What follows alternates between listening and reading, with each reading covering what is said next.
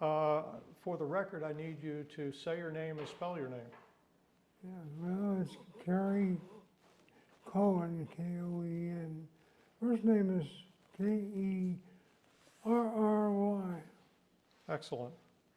When did you first come to Boca Raton and why? Well, my father was in the hotel business, and when Mr. Davis bought the property, Boca Resort and so forth, and he was brought up from his job in Miami Beach. In 1955, right at the turn of the year, and assumed the responsibility for the Cabana Club. So I came with them. Of course, I was in grade school. And we lived here for a number of years after that. So I guess the why is always a question. Do you have a better job offer or something like that? It was all because of my parents and where they were going to go. Where did you come from? Well, originally we came from Illinois, the southern part of the state, where my family had settled a community years and years ago, 1812. Okay. What are your earliest or fondest memories of Old Boca? Well, it was much quieter. It was seasonal to the point of boredom. In the summertime, there was nothing to do. There were, for example, 3 traffic lights in town, right out here by City Hall, Old Town Hall, that were taken down in the summertime. Bill Eubanks had an electrical company. He'd come over with his truck and take them down, and then when the hotel opened in the fall, he would have them reinstalled. Wow. Bill, by the way, was a volunteer firefighter of the day. Very good. I understand you were a photographer as a young man. Tell us about that. Well, again, as a kid in high school, had interest in a number of hobbies. One of those was learning about photography.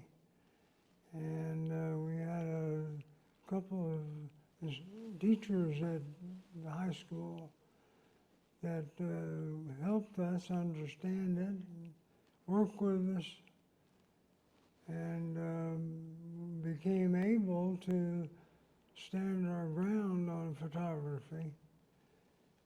And from that I said, you know, there's a way to make some money here.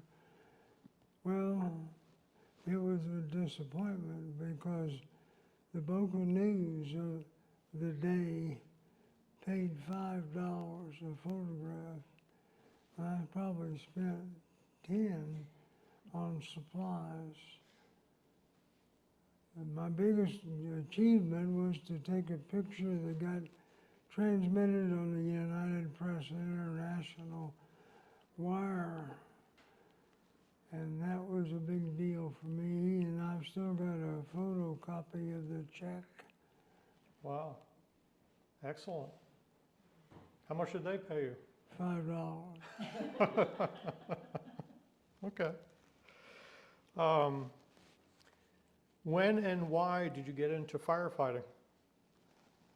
Well, part of that making enough money to have a hobby was working for a newspaper in my hometown when I was in college. And that led to responsibilities of the day was to include going to the fire and police department and check the logs and see what kind of activity had been there overnight.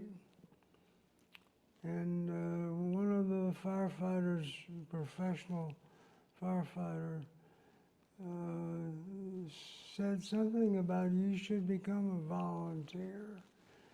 That way you'll know more about what's going on. And I said, that sounds pretty good. And I signed up and went through whatever training that was required at the time, which was very minimal. And then as I got more involved with going to fires for the purpose of the photographs, I found that I really liked being involved with the suppression of fire, as well as working alongside the men that were responsible full time. Now, of course, I say men. Well, at that time, firemen were what we identified. There were no females in the fire department until much later, which was a sadness because they contributed so much and still do. That is not possible with just the men. They have a touch about them in terms of EMS, emergency medical service, that a man sometimes misses. They understand the patient in a different way. So over time, that changed. In the meantime, I said, I think I'd rather deal with firefighting and EMS than I would maybe just photographing the scenes. Were you able to join as a volunteer at a lower age than they were hiring career firefighters at? Well, there wasn't any real requirement. It was volunteer, that was the word, and you felt that if you listened, you could pick up the ideas from the older guys and learn from them and proceed to develop your style with the help of the older firefighters. Okay. How long did you work for Boca Raton Fire Department in the early years of your career? Well, I had to go back and pull the records up last night just to make sure, but in total, about 8.5 years. I worked, however, in the fire service for 38.5 or more. And the reason is that I moved around. I didn't stay just with Boca. I was involved with, being interested in bigger departments. Went to Memphis, became involved with them, and just time moved me from place to place. So that time in 38.5 years was really consumed by skipping around with the purpose of learning. Not one department knows it all, and time spent elsewhere is valuable, including just going to cities and asking questions, and again, using photography as part of that. I spent a lot of time in Chicago and used the time with them to benefit us later here in Boca by what high-rise buildings needed even though we didn't think we were going to be a high-rise city. Well, you go over to the beach and south of the inlet, there's a lot of examples of high-rise construction. So it's better that I did it. It helped me write the ordinances that we later embraced and put on the books, some of them for the very first time in the state, some as a result of a disaster somewhere, but all focused on making Boca a safer city for everyone, the firefighter and the resident. Very good. What was the department like back in those days when you were here for that 8.5 years? How large was it and which stations existed back then? Well, we had 3 stations at the most. They were pretty much as they're located now, 1, 2, and 3. We thought there would be other sites. In fact, we had education at junior college level going on at that time that required us to write position papers. And one of those papers I wrote about station locations. And we knew that there were going to be certain roads that were going to be built and some that we didn't know. But where we thought there would be major intersections guided us to sort of in our minds stake out a site. So that's one of the hard parts is guessing exactly where the best locations are. They tend to come with free land, and that's not necessarily the best place. But you take what you can afford. Land is expensive. So we did our best, and as it turns out, not bad at all. I have read that position report to myself again, and I said, how did you figure that out? Well, it was a guess, but it's a pretty good guess. Very good. You left Boca Raton in 1974 to take a position in Memphis. How long were you away from Florida? About 10 years, long enough to marry my wife, who was in Memphis, one of my stops and journey, but she was there waiting for me. Okay. When did you return to South Florida, and which departments did you work for?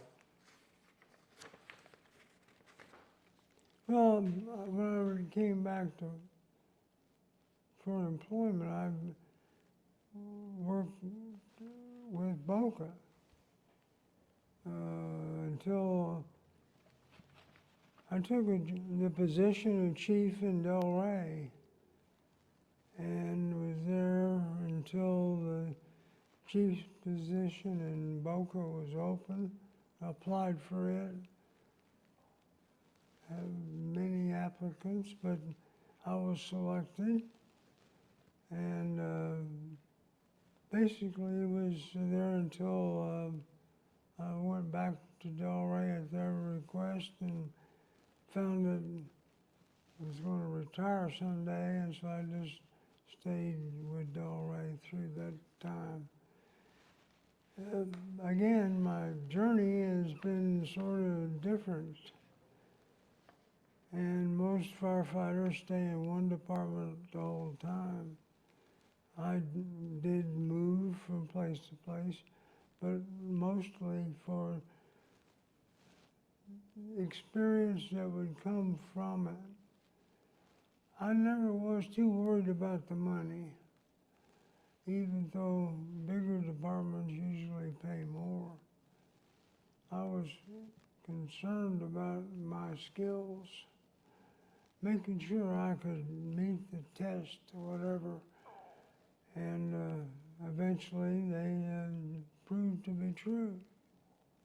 We're going to talk about memorable fires in Boca Raton from your first 8.5 years here. Well, there were a number of fires in the industrial area, which is between Dixie and 2nd Avenue. Those buildings were built by the Army, and they were very difficult in terms of fire suppression because they were what's known as post and beam construction. They're all open networks of timber up above you, and you never could get enough water to put those fires out. And their burn rate was fast because they had been building up dust and debris in those timbers for years. And then some of the uses weren't too conducive to safety.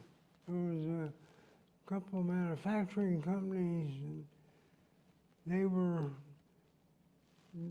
bad enough on their own, but the construction and the occupancy together made them very difficult. There were others that maybe I wasn't planning on being here for, but watched as they occurred. The construction type leads to these big losses more than we give them credit.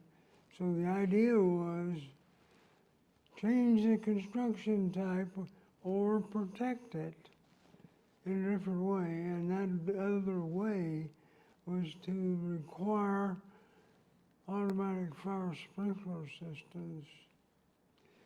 And some of those that lived over at the Boca conference grounds were definitely examples of that.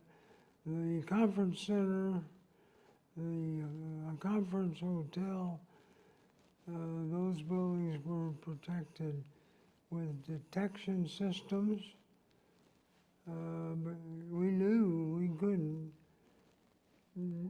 effectively deal with those buildings without help called technology. So we eventually got it done. Then they tore the buildings down. How about the Boca Raton Community Hospital fire in 1970? Was that a pretty big deal?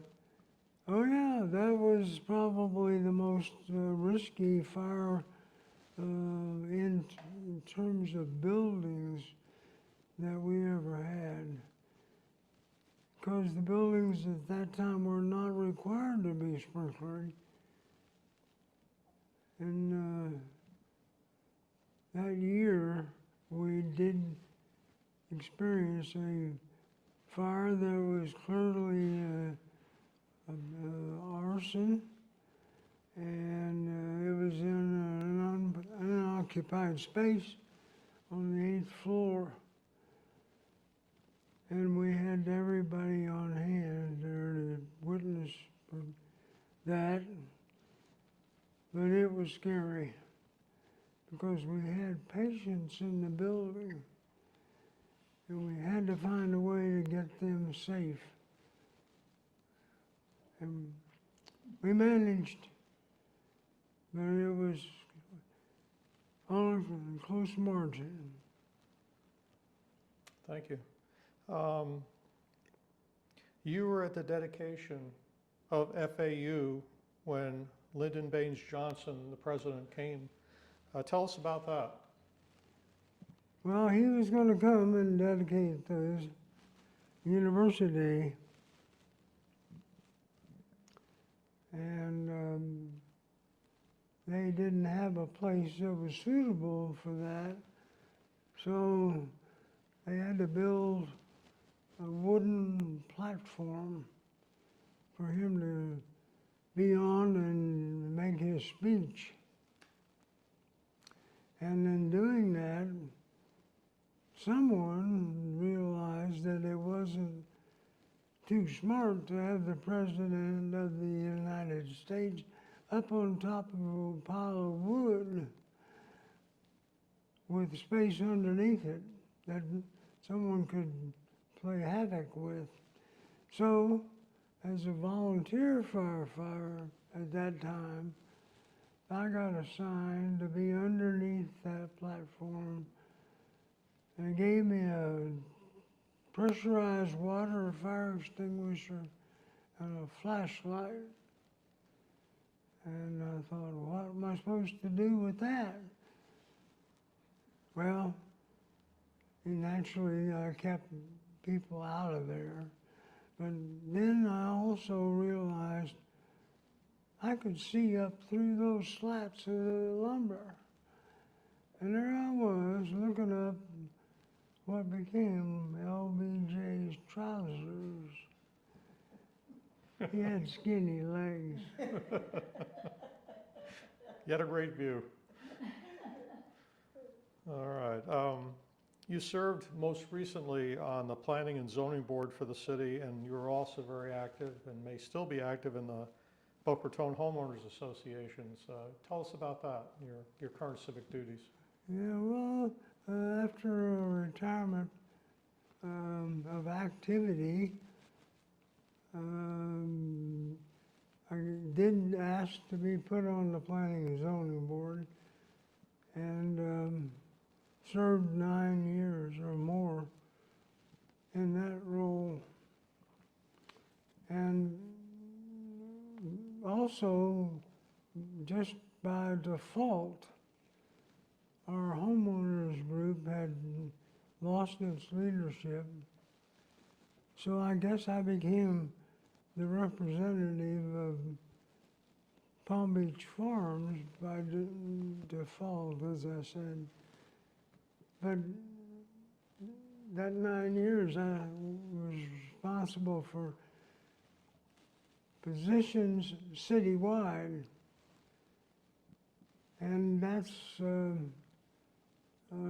whole world of responsibility that you don't see from your homeowners group. But that's okay. I mean, you have to pick it up and learn it. And I think we did try to say the right things about land use and zoning. I didn't get many votes that supported me, but the record is clear. There were things that shouldn't be done, and I let my opinions be known. And there were things that were just fine. And that too, let my opinions be known.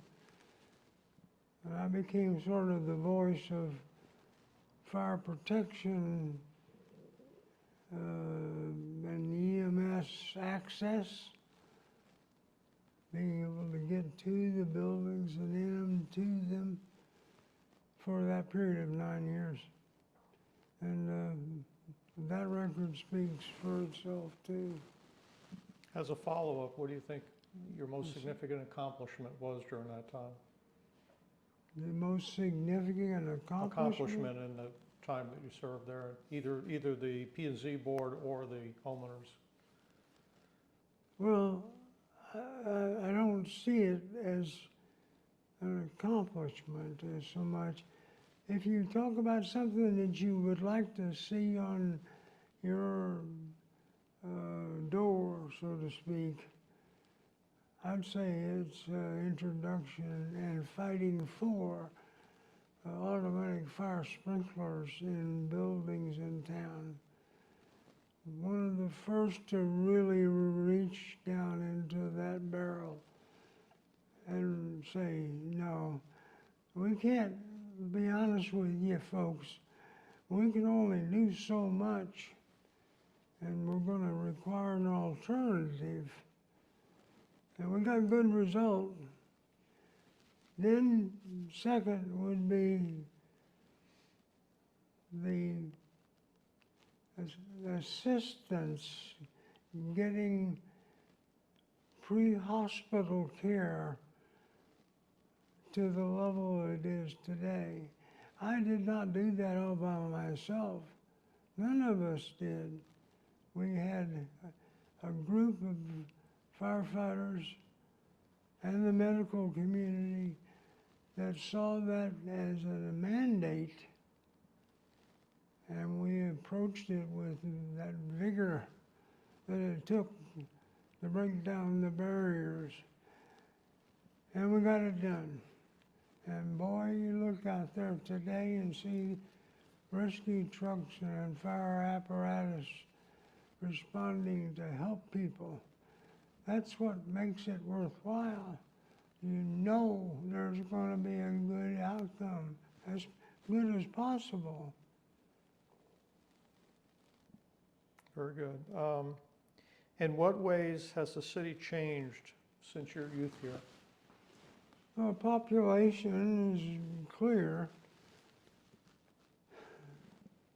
I came here in '55, the town was about 2,700 people.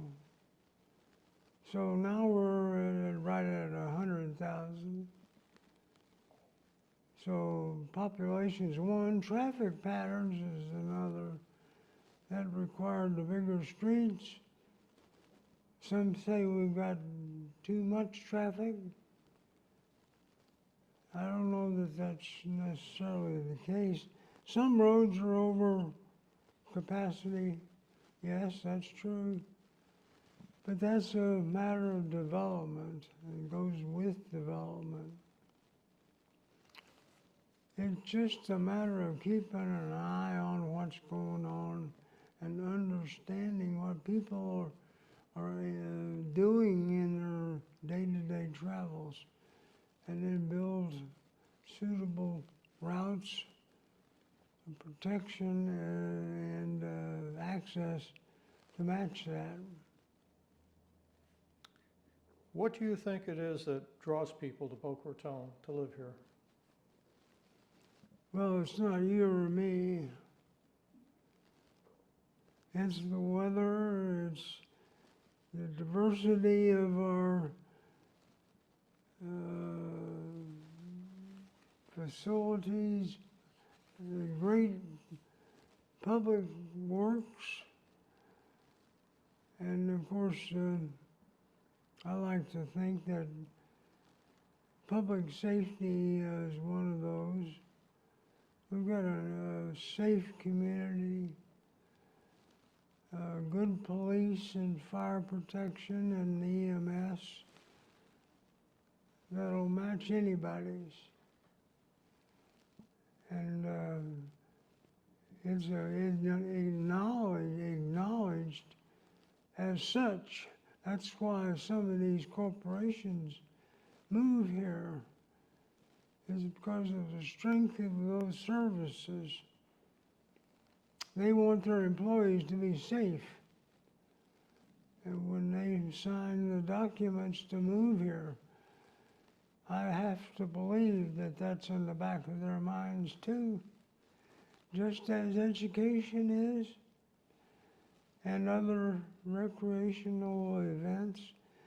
You gotta have a safe place for their people to work. Is there any other stories you'd like to tell us today, or any other information you'd like to give us on your career or Boca Raton or anything? Give me the question again. Is there any other information you'd like to give us today that we haven't already thought of to ask you?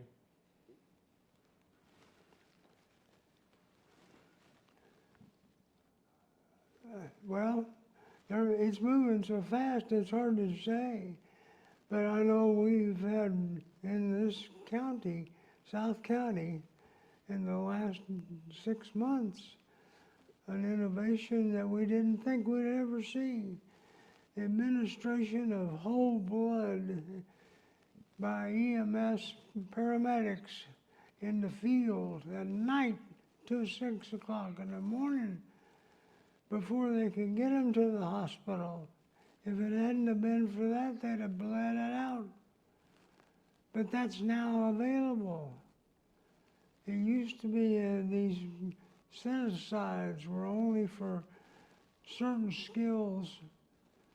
My word, all they got to do is turn on the mind and they'll have all the skills that they imagine. I don't know. It's hard to say what's next. I think